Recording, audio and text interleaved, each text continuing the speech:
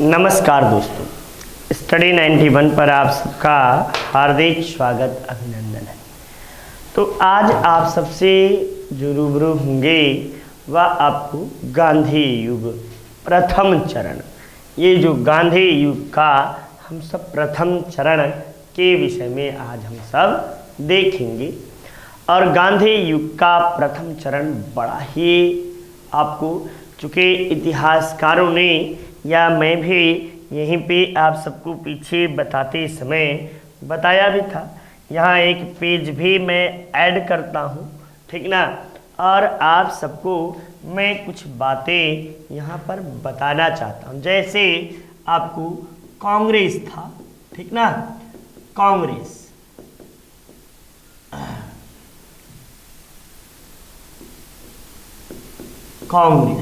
ठीक, ये आपको इसकी स्थापना 28 दिसंबर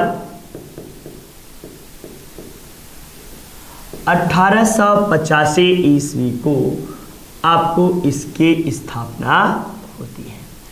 28 दिसंबर 1885। कांग्रेस के जो समय था, इसके समय को 3 भागों में इतिहासकारों ने विभाजित किया। पहला जो भाग था ये आपको उदारवादी युग,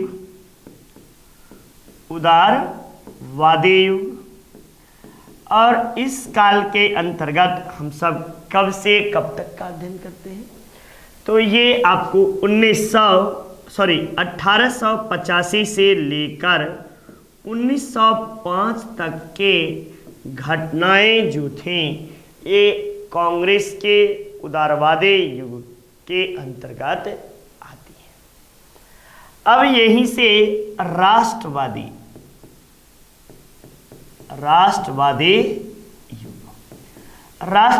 युग का सूत्रपात जो है ये 1905 से लेकर 1920 ईस्वी तक माना जाता है।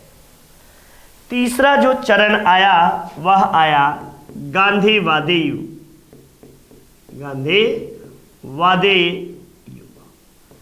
अब इस चरण का जो समय रहा वह आपको 1920 से लेकर 1947 ईस्वी इसका चरण रहा।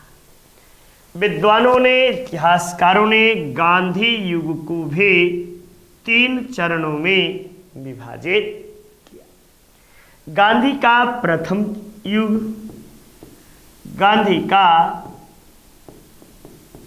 प्रथम चरण, ये जो प्रथम चरण हुआ ये आपको कब से कब तक का हुआ, तो ये 1920 से लेकर 1930 ईस्वी तक गांधी का प्रथम चरण कहा गया। ये गांधी का द्वितीय चरण हुआ, और द्वितीय चरण जो हुआ ये 1930 से लेकर 1940 ईस्वी तक गांधी का द्वितीय चरण माना जाता है। और 40 यानी इनका व्यक्तिगत सत्याग्रह जो गांधी का स्टार्ट होता है, तृतीय चरण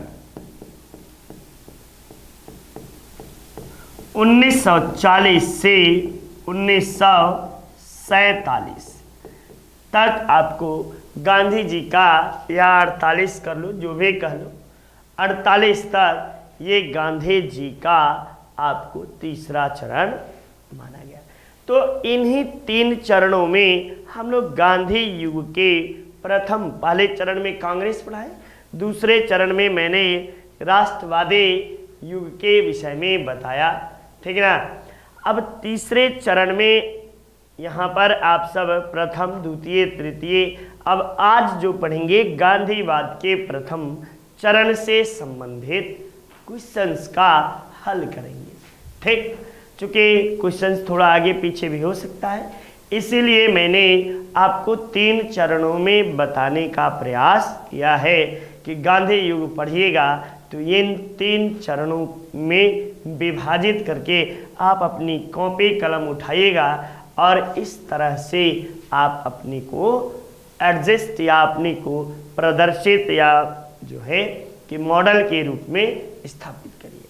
चलिए, ये आपको यहीं से स्टार्ट हुआ कि निम्न में से भारतीय राष्ट्रीय कांग्रेस की किस अधिवेशन में पूर्ण स्वराज के मांग की गई। ये आपको कांग्रेस से भी संबंधित प्रश्न है और उसके साथ साथ ये गांधी के प्रथम चरण से भी संबंधित प्रश्न बनता है। एक बात आप सबको बता दूं कि आधुनिक भारत को हम लोग कई बार पढ़ते हैं, 2-3 बार। गवर्नर जनरल पढ़ेंगे तो भी पूरा पढ़ेंगे, कांग्रेस का इतिहास पढ़ेंगे तो भी पढ़ेंगे, चरणों में विभाजित करेंगे तो भी पढ़ेंगे। तो ये आपको कई चरणों में हम सब पढ़ते हैं, लेकिन फिर भी बहुत कंफ्यूजन रहता है, क्योंकि सही रास्ता सही आंसर भी कई बार आयोग भी सही आंसर देने में असमर्थ हो जाता है। और ऐसी स्थिति में आपको जो है कि विद्यार्थियों को जो पढ़े लिखे हैं उनको काफ़ी नुकसान उठाना भी पड़ जाता है। ठीक, तो आइए आगे देखते हैं। अब यहीं से स्टार्ट है कि पूर्ण स्वराज की मांग कब की। कराची अधिवेशन 1931 या आपको लाहौर अधिवेशन 1929 या बेलगांव अधिवेशन 1934 या गया अधिवेशन 1922। तो इन सब अधिवेशन से कुछ चीज़ें अधिवेशन वाली भी याद कर लो, जैसे सबकी अध्यक्षता किन किन लोगों ने की। तो कराची अधिवेशन की अध्यक्षता सरदार पटेल ने की,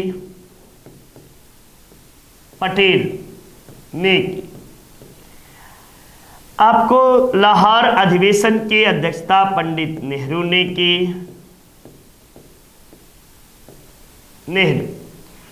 बेलगांव अधिवेशन की अध्यक्षता महात्मा गांधी ने की और आपको गया अधिवेशन की अध्यक्षता CR दास ने की।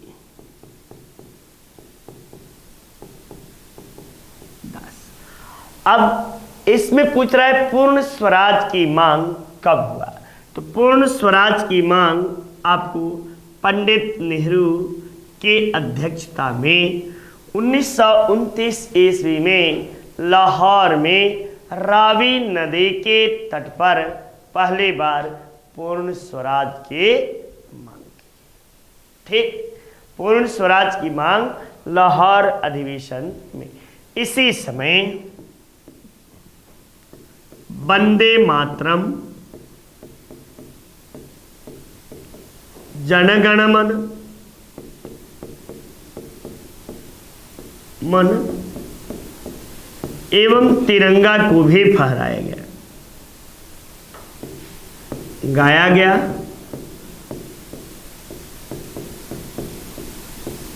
प्लस तिरंगा झंडा फहराया गया।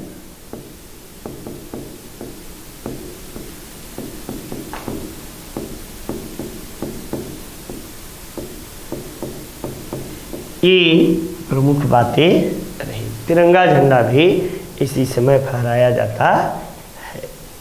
ठीक, चलिए नेक्स्ट अगले अधिवेशन की ओर हम लोग चलते हैं।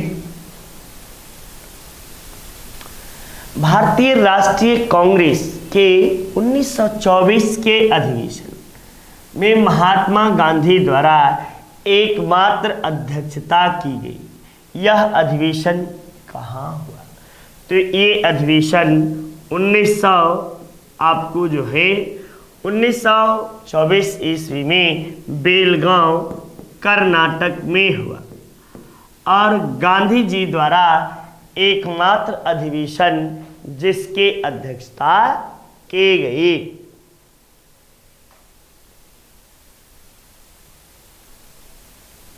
ठीक, ये आपको बातें रही। नेक्स्ट, असहयोग आंदोलन के दौरान विदेशी वस्त्रों के जलाए जाने पर किसने लिखा, गांधी को लिखा यह निष्ठुर बर्बादी है। किसके द्वारा यह लिखा जाता है? ये आपको किसके द्वारा लिखा जाता है? ये हम बातें कर रहे थे कि विदेशी वस्त्रों के जलाए जाने पर किसने गांधी को लिखा कि यह निष्ठुर बर्बादी है। तो ये बात कोई और नहीं लिखता बल्कि ये आपको रविन्द्रनाथ टैगोर के द्वारा ये कहा जाता है। निष्ठुर बर्बादी की संज्ञा रविन्द्रनाथ टैगोर के द्वारा दी जाती है कि निष्ठुर बर्बादी के सिवा कुछ भी नहीं। लेकिन विदेशी वस्त्रों के जलाए जाने के गांधी जो थे ये पक्षधर थे और इसके पीछे का तार्किकता था। इन्होंने स्वदेशी को अपनाने पर विशेष बल दिया और विदेशी वस्तुओं के बहिष्कार की बातें की। इसी समय गांधी जी द्वारा आपको गांधी जी द्वारा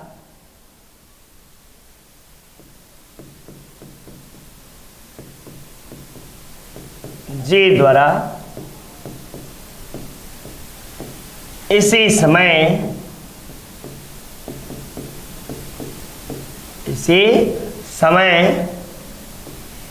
एक वस्त्र धारण करने का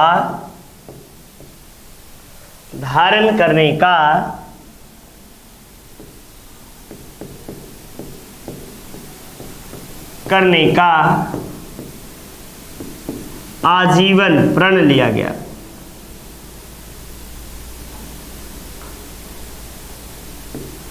इसी समय आजीवन एक वस्त्र धारण करने का प्रण लिया गया।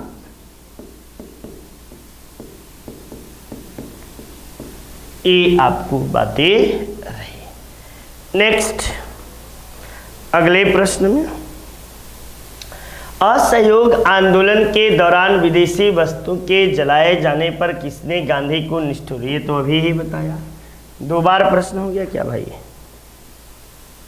अच्छा, चौथा प्रश्न नहीं हुआ, तीसरे प्रश्न में 3 बार ले लिए। चलिए कोई बात नहीं। महात्मा गांधी द्वारा चलाया गया प्रथम जन आंदोलन कौन सा था? तो आपको असहयोग आंदोलन गांधी जी द्वारा चलाया गया प्रथम जन आंदोलन था। कौन सा? असहयोग आंदोलन, ठीक ना। इसकी शुरुआत कब हुई? तो इसकी शुरुआत 1 अगस्त 1920 ईस्वी को इसकी शुरुआत। इसका बंद कब हुआ? तो बंद हुआ आपको 12 फरवरी 1922 को बंद हुआ। किस घटना के उपरांत? तो घटना के उपरांत तब चौरी चौरा घटना के उपरांत।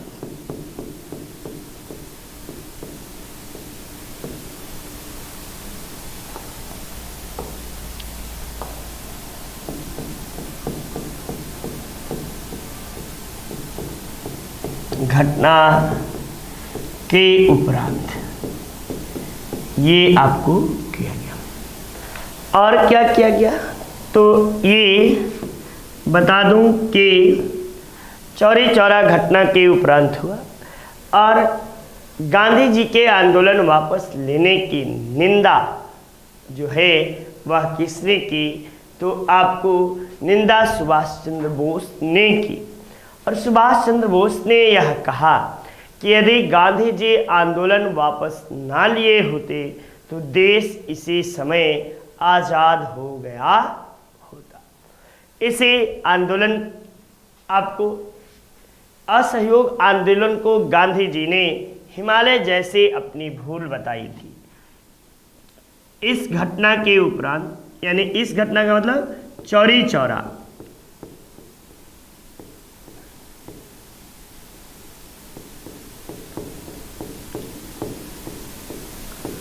घटना के उपरांत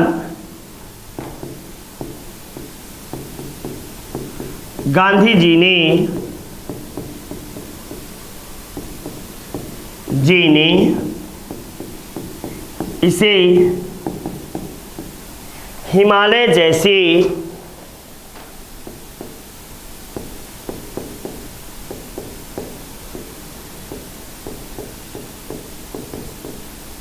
अपनी भूल बताई।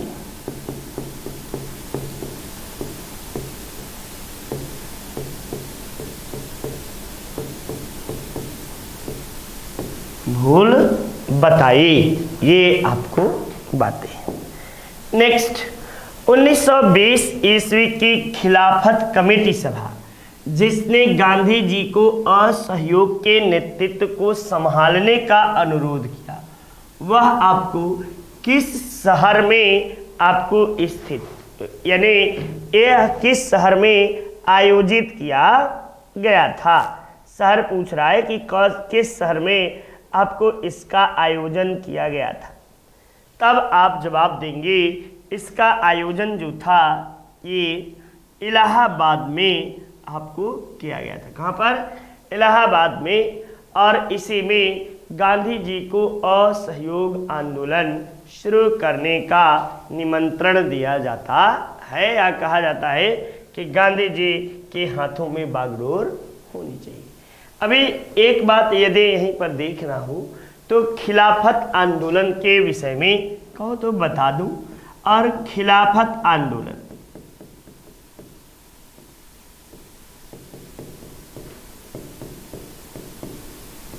ठीक ना, इसके नेता कौन थे? तब आपको सैयद बंधु,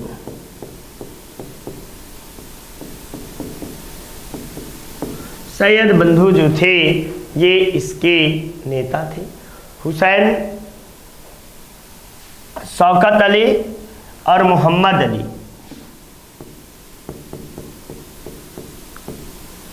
अली प्लस मोहम्मद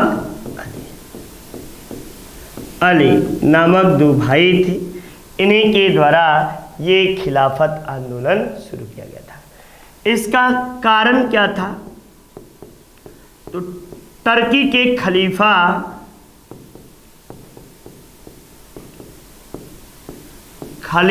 के विरुद्ध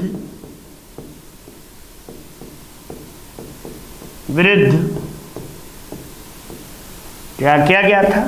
तो टर्की के खलीफा के विरुद्ध आपको जो है के खलीफा के विरुद्ध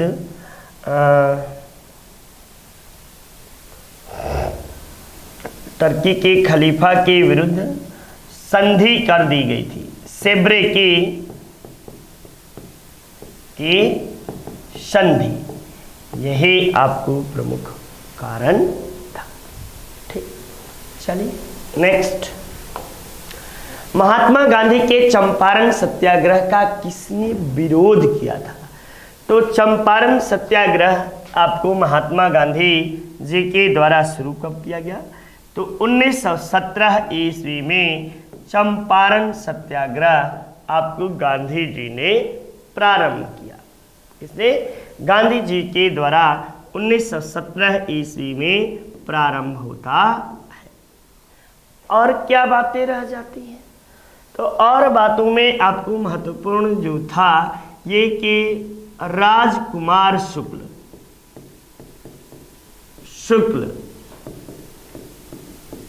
के निवेदन पर गांधी जी आपको जो है शुरू करते हैं। ये आपको चंपारण सत्याग्रह गांधी जी का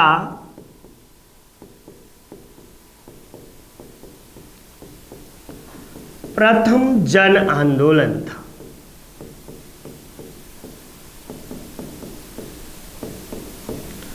प्रथम जन आंदोलन आपको गांधी जी का यह माना जाता है। चलिए नेक्स्ट। चंपारण संघर्ष में निम्नलिखित में से किन्होंने महात्मा गांधी का साथ दिया था?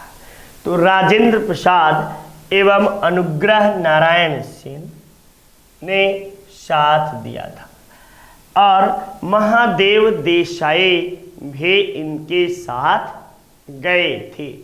इनके साथ और कौन कौन लोग थे? तो आपको सच्चिदानंद सिन्हा,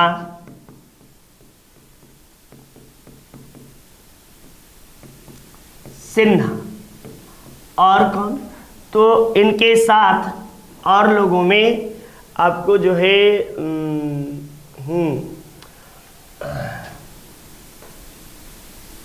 सच्चिदानंद सिन्हा, आपको जो थे नहीं,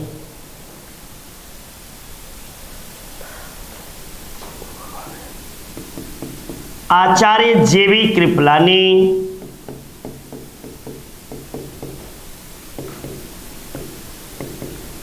ये सबने गांधी जी का साथ दिया था और चंपारण संघर्ष के दौरान ही आपको इन्हें महात्मा की उपाधि दी गई थी। महात्मा की उपाधि किसने दी थी? तो रविंद्रनाथ टैगोर।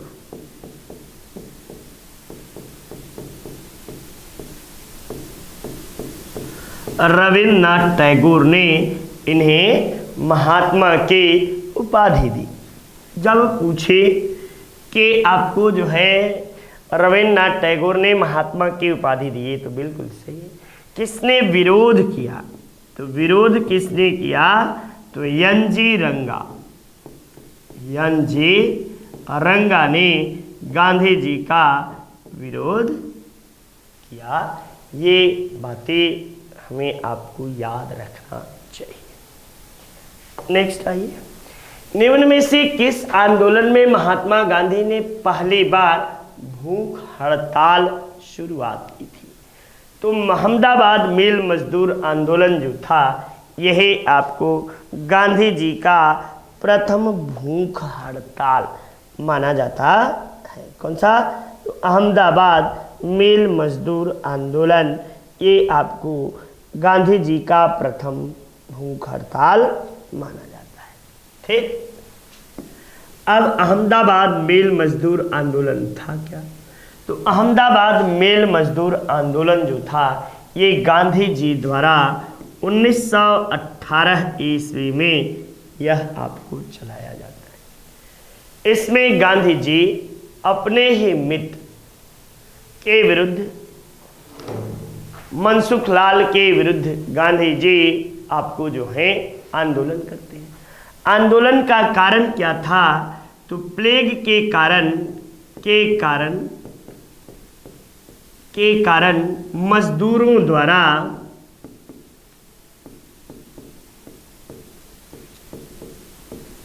%33 बोनस की मांग।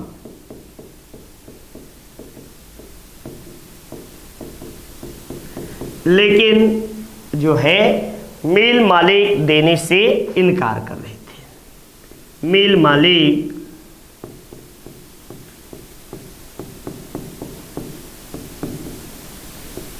देने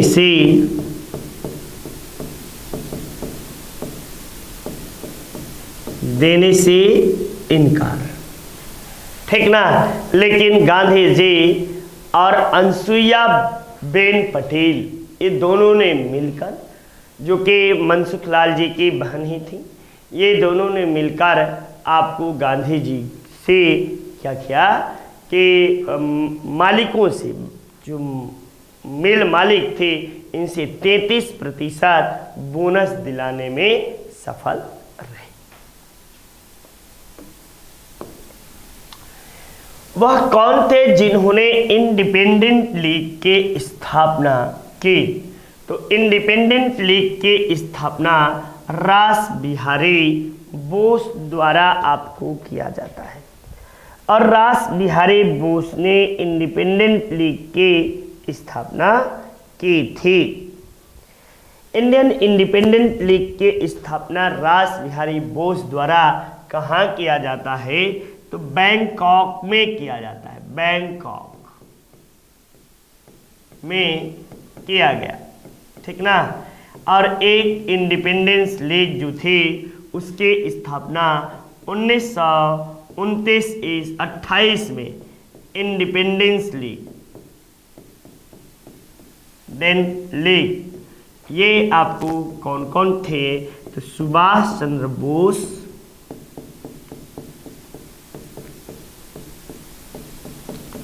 प्लस JL नेहरू।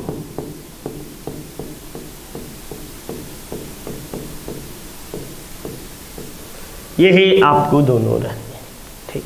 चलिए नेक्स्ट, अखिल भारतीय खिलाफत सम्मेलन का अध्यक्ष किसे नियुक्त किया गया, तब ये आपको महात्मा गांधी को अखिल भारतीय किसान खिलाफत आंदोलन का अध्यक्ष नियुक्त किया जाता है। नेक्स्ट, 1921-22 ईस्वी में असहयोग आंदोलन का मुख्य प्रतिफल क्या रहा। इसमें कांग्रेस का विभाजन हुआ, हिंदू मुस्लिम एकता हुई, सूबों के अधिक संख्या हुई, या केंद्रीय विधायिका सदन में चुने हुए सदस्यों की संख्या हुई। तो असहयोग 21-22 ये पूछ रहा है कि इसका मुख्य प्रतिफल आपको क्या देखने को मिलता है। तो इसका मुख्य प्रतिफल हिंदू मुस्लिम एकता को देखने को मिलता है। और गांधी जी एक बात कहते भी हैं कि ऐसी एकता 100 वर्ष में एक बार देखने को मिले, 100 वर्षों में एक बार देखने को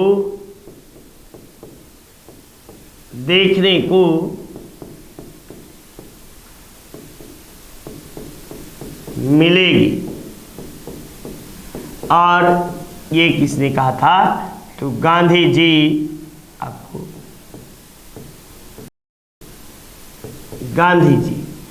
गांधी जी द्वारा ये बात कही जाती है।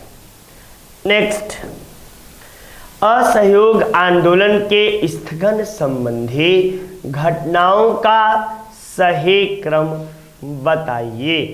तो असहयोग आंदोलन के घटनाओं का आपको जो सही क्रम होगा वह आपको कौन सा होगा, तो उग्र, अच्छा, चौरी चौरा में पुलिस गोलीकांड, अच्छा, तो ये सही बात है, पुलिस गोलीकांड हुई थी।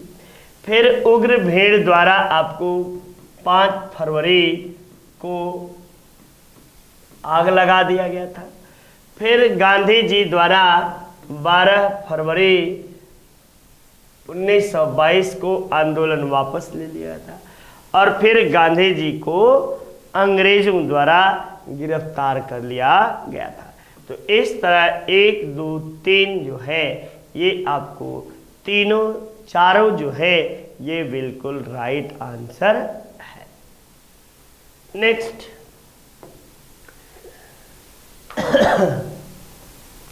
फिर वही प्रश्न आ गया आपको इसका भी आंसर जो है चौथा पहला ही होगा। चौरी चौरा घटना के समय महात्मा गांधी कहाँ थे, तो चौरी चौरा घटना के समय महात्मा गांधी बारदौली में थी। और ये आपको बारदौली में थे। 12 फरवरी, बार बार लिख रहा हूँ, 1922 को आंदोलन वापस ले लिए थे। 12 फरवरी 1922 को आंदोलन वापस, असहयोग आंदोलन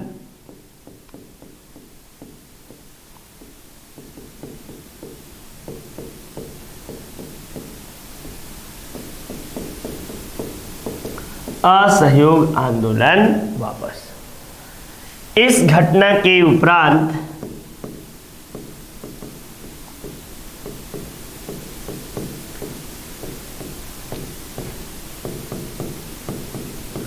गांधी जी ने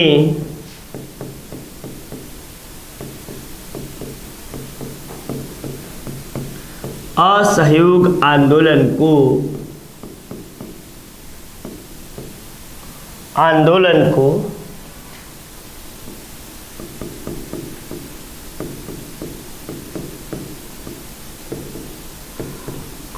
अपनी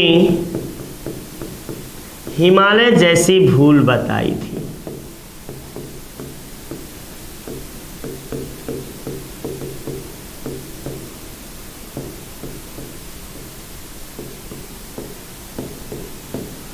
अपने हिमालय जैसी भूल इनके द्वारा कहा गया। नेक्स्ट, किस घटना के बाद महात्मा गांधी ने असहयोग आंदोलन को अपने हिमालय जैसी भूल बताई? अभी ही बताया कि चौरी चौरा कांड के उपरांत आपको महात्मा गांधी के द्वारा ये बात कही जाती है। ठीक, चलिए नेक्स्ट देखिए, चौरी चौरा किस जनपद में स्थित है? तो चौरी चौरा जो है ये गोरखपुर उत्तर प्रदेश में, आपको गोरखपुर में स्थित है। इसका अभी हाल फिलहाल ही 27वां वर्ष मनाया गया, यानी 100 वर्ष 2021 में इसके 100 वर्ष पूरे हुए, उसी के उपलक्ष्य में यह आपको मनाया गया। निम्न में से किसने असहयोग आंदोलन के दौरान अपने वकालत छोड़ दी थी?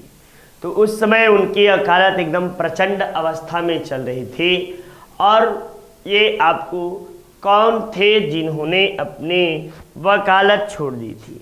तो मोतीलाल नेहरू। मोतीलाल नेहरू इसमें ऑप्शन में ही आपको नहीं दिया गया है, तो मोतीलाल नेहरू नहीं दिया गया है, तो जो होंगे वह CR दास जी होंगे, क्योंकि दोनों ने प्लस मोतीलाल नेहरू।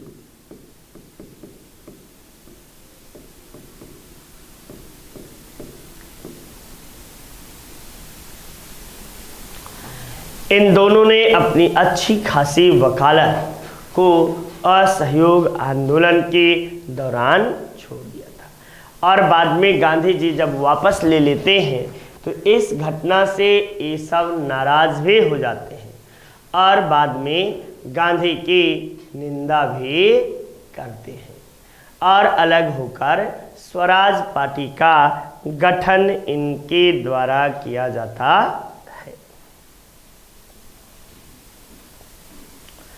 किस क्षेत्र में राहुल सांकृत्यायन 1920 के असहयोग आंदोलन में सक्रिय रहे? तो राहुल सांकृत्यायन बिहार के छपरा के रहने वाले थे, और वहीं पर अब इस छपरा का नाम सारण जिला है, ठीक ना, और इसी सारण, ठीक, ये आपको वहीं सक्रिय थे। राहुल सांकृत्यायन महापंडित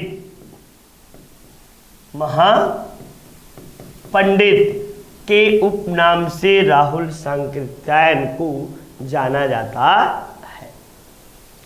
साथ ही साथ राहुल सांकृत्यायन के कई फेमस पुस्तकें हैं। इनकी पुस्तक सबसे अधिक फेमस कोई है तो गंगा से बोलगा।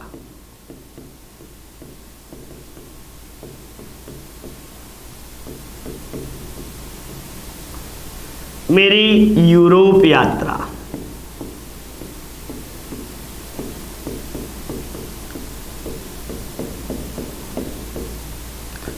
फिर इनके अथातो घुमक्कड़,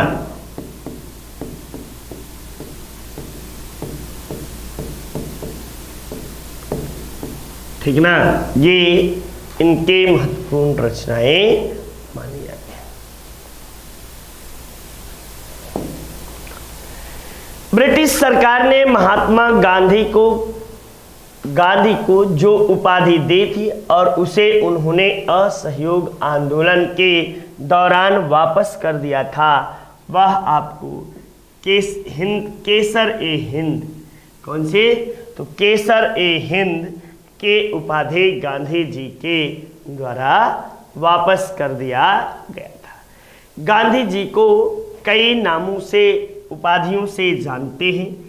गांधी जी के बहुत ढेर सारी उपाधियां थी, जैसे राष्ट्रपिता। किसने कहा? तो राष्ट्रपिता जो है, इन्हें आपको किसने कहा था? तो एस.सी. बोस ने कहा था। इन्हें महात्मा भी कहा जाता है। महात्मा रविंद्रनाथ टैगोर के द्वारा, रविंद्रनाथ टैगोर देते हैं। इन्हें आपको वन मैन बाउंड्री,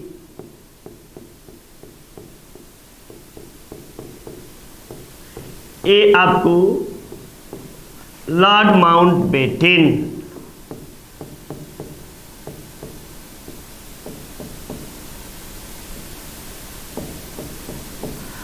और इन्हें मलंग बाबा,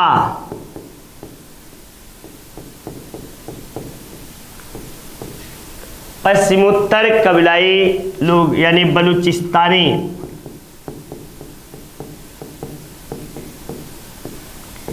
के लोगों द्वारा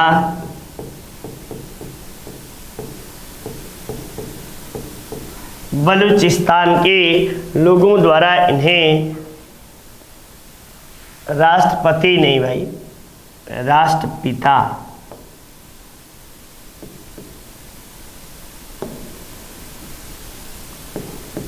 पिता एस.सी. बोस।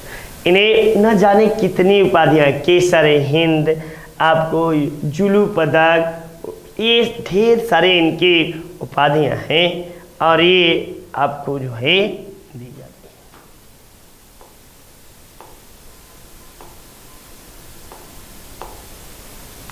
है। एक वर्ष में स्वराज का नारा गांधी जी ने कब दिया था? तो गोलमेज सम्मेलन, अच्छा, बड़ा अच्छा ऑप्शन बनाया आपको। सविनय अवज्ञा आंदोलन के समय, असहयोग आंदोलन के समय, दांडी मार्च के समय, या आपको जो है कि गोलमेज सम्मेलन के समय। ये प्रश्न थोड़ा सा कठिन आप सबके लिए बनता है। तो एक वर्ष में स्वराज का नारा गांधी जी द्वारा कब दिया गया था?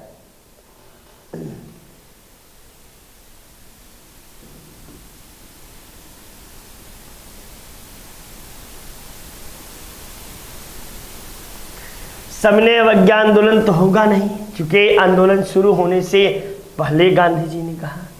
दांडी मार्च सविनय अवज्ञा आंदोलन के साथ शुरू होता है। और गोलमेज, तो ये आपको इसका आंसर जो आयोग माना है वह असहयोग आंदोलन के समय माना है। लेकिन ये आपको गांधी जी ने एक वर्ष में स्वराज का नारा गांधी जी ने दिया कब था? तो इसके वास्तविक तिथि जो थी 1928 ईस्वी आपको था। कब? तो आपको ये एक वर्ष में स्वराज का नारा गांधी जी द्वारा 1928 ईस्वी में नेहरू रिपोर्ट के उपरांत दिया था। नेहरू रिपोर्ट के उपरांत, ठीक। ये लेकिन आयोग आंसर आपको यही मानता है। महात्मा गांधी द्वारा चलाया गया प्रथम जन आंदोलन कौन सा था? तो असहयोग आंदोलन इनके द्वारा चलाया गया प्रथम जन आंदोलन था। ये आपको कब शुरू हुआ था? तो 1 अगस्त 1920 ईस्वी को यह शुरू हुआ। इसी समय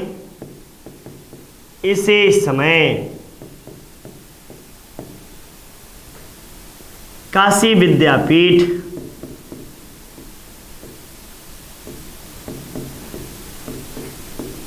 राजकोट विद्यापीठ,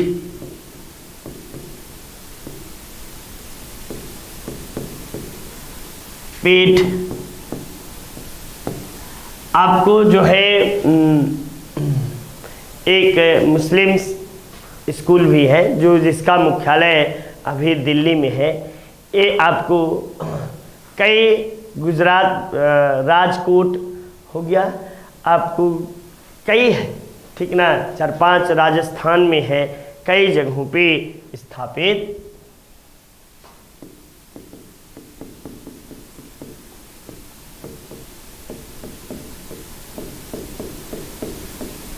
किया गया।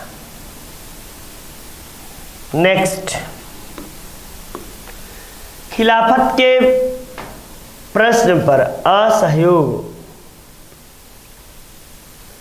असहयोग आंदोलन कब शुरू हुआ?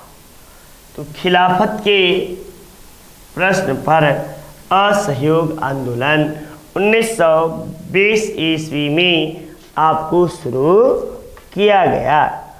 नेक्स्ट, अगले प्रश्न में, निम्नलिखित में से किसने 1920 ईस्वी के नागपुर जो है नागपुर के भारतीय राष्ट्रीय कांग्रेस के अधिवेशन में असहयोग प्रस्ताव पर प्रस्तावित किया? यानी नागपुर में असहयोग आंदोलन का समर्थन किसने किया था? तब आपको C.R. दास के द्वारा नागपुर अधिवेशन का प्रस्ताव रखा जाता है, जबकि इसके पहले वाले में C.R. दास के द्वारा ही विरोध किया जाता है। C.R. दास जो थे ये प्रथम विरोधी थे। नेक्स्ट, 1920 की खिलाफत कमेटी की सभा जिसने गांधी को असहयोग आंदोलन के नेतृत्व को संभालने का अनुरोध किया था, वह कहाँ था? तो वह आपको इलाहाबाद में था। कहाँ? इलाहाबाद में वह आपको था। नेक्स्ट, इस मिसाल में हम मुसलमानों को हिंदुओं से भिड़ा नहीं पाए। निम्न में से कौन से एक घटना एचिसन के इस कथन का संबंध है? तो आपको जो है एचिसन के संबंध की बातें कौन सा है? तो खिलाफत आंदोलन और असहयोग आंदोलन के दौरान ये बातें थी। और इसी समय द इंडियन मुसलमान आपको H. हंटर या W. हंटर के द्वारा आपको किया जाता है। और उस किताब में वे बात कहते हैं कि हमारी शासन तभी सफल मानी गई जब मुसलमानों ने इसका विरोध नहीं किया।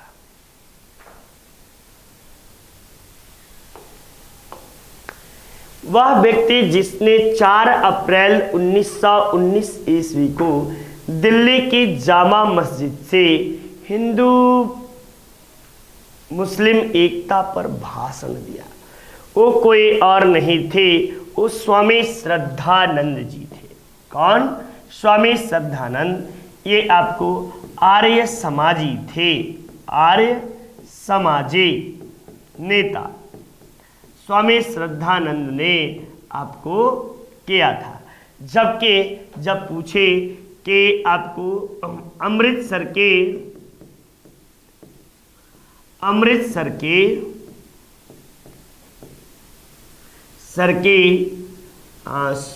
स्वर्ण मंदिर से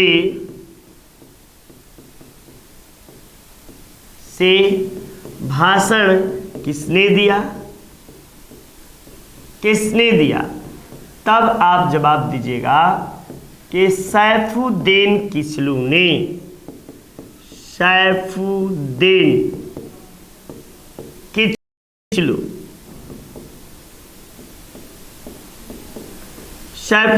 किचलू के द्वारा यह दिया जाता है।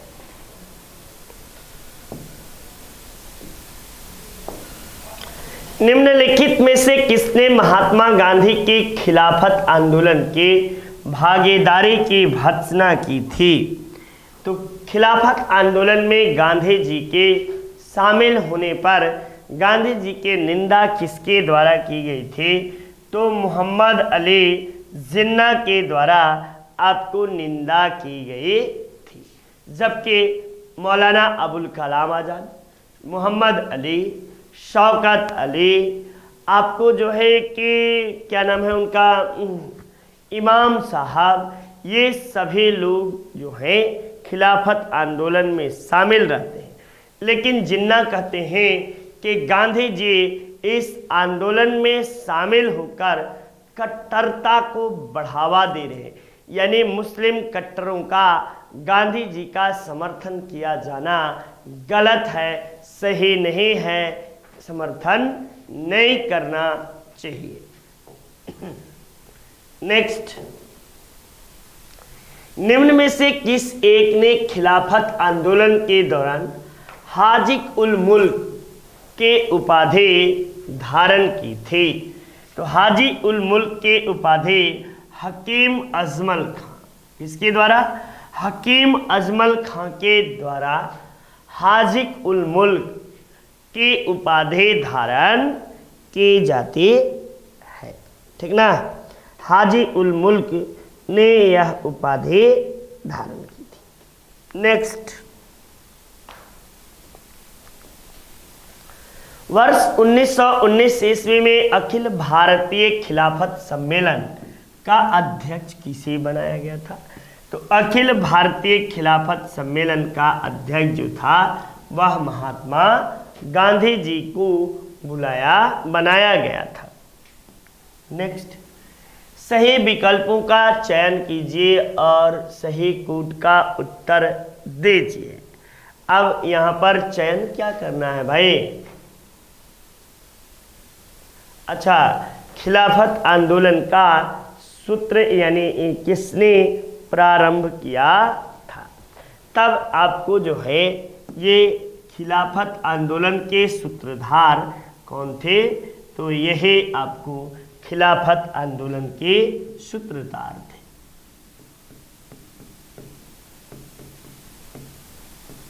आंदोलन के सूत्रधार,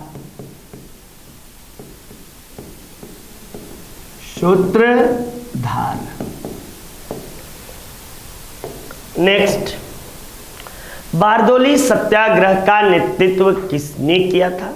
तो बारदोली सत्याग्रह का नेतृत्व सरदार वल्लभ भाई पटेल के द्वारा किया गया।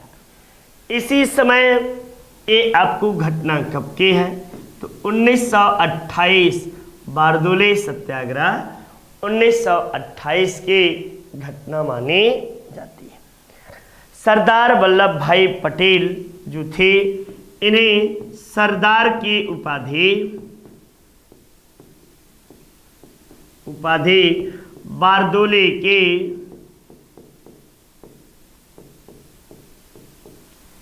के महिलाओं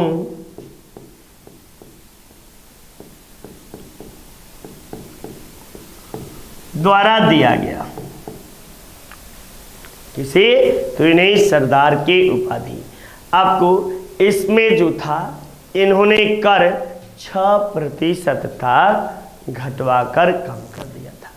ये सरदार वल्लभ भाई पटेल का प्रथम व्यक्तिगत रूप से देखा जाए जिसमें नेतृत्व किए हैं, तो वह बारदोली सत्याग्रह ही था।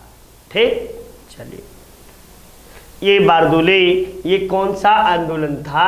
तो किसान आंदोलन कहा जाता है।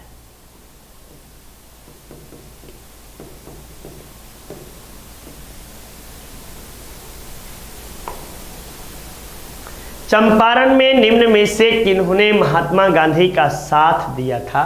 तो ये डॉक्टर राजेंद्र प्रसाद, अनुग्रह नारायण सिन्हा, आचार्य जेबी कृपलानी, श्री कृष्ण सिंह, सतेंद्र सिन्हा, ये सबके सब आपको गांधी जी का साथ दिए थे। सुबह आपको डॉक्टर राजेंद्र प्रसाद और आपको यशसी सिन्हा को सार्जेंट भी कहकर संबोधित किया गया। निम्नलिखित पर विचार करिए। चंपारण, डॉक्टर राजेंद्र प्रसाद ने महात्मा गांधी को चंपारण तथा कृषकों की समस्या की जांच करने के लिए राजी किया। या आचार्य जेवी कृपलानी ने महात्मा गांधी के सहयोगियों में से एक थे। ये आपको दोनों प्रश्न जो हैं ये कौन सा बनेगा, तो आपको ये तो कहते नहीं है, ये काम राजेंद्र प्रसाद की जगह में कौन कहा था, तो राजकुमार शुक्ल, राजकुमार शुक्ल रहते। चंपारण के नेता राजकुमार शुक्ल ने महात्मा गांधी को चंपारण आने तथा कृषकों के समस्या को जांच करने के लिए राजी किया। ये तो गलत हो गया। अब ये आपको जेबी कृपलानी, ये आपका आंसर सही है, बिल्कुल राइट आंसर आपका माना जाएगा।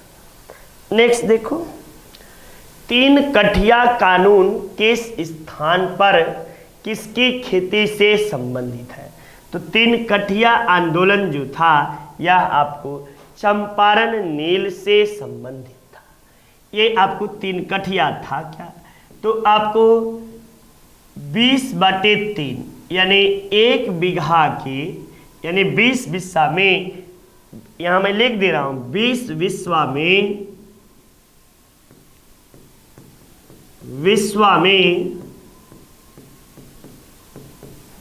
3 बिस्वा नील की खेती करना अनिवार्य, खेती करना अनिवार्य था। ये इससे कई नुकसान भी हो रहा था।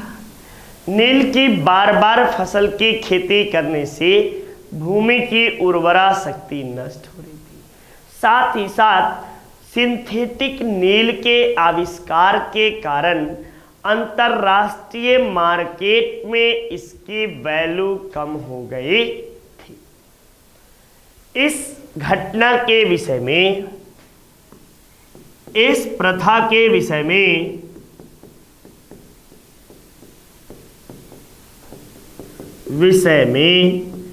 गांधी जी को राजकुमार शुक्ल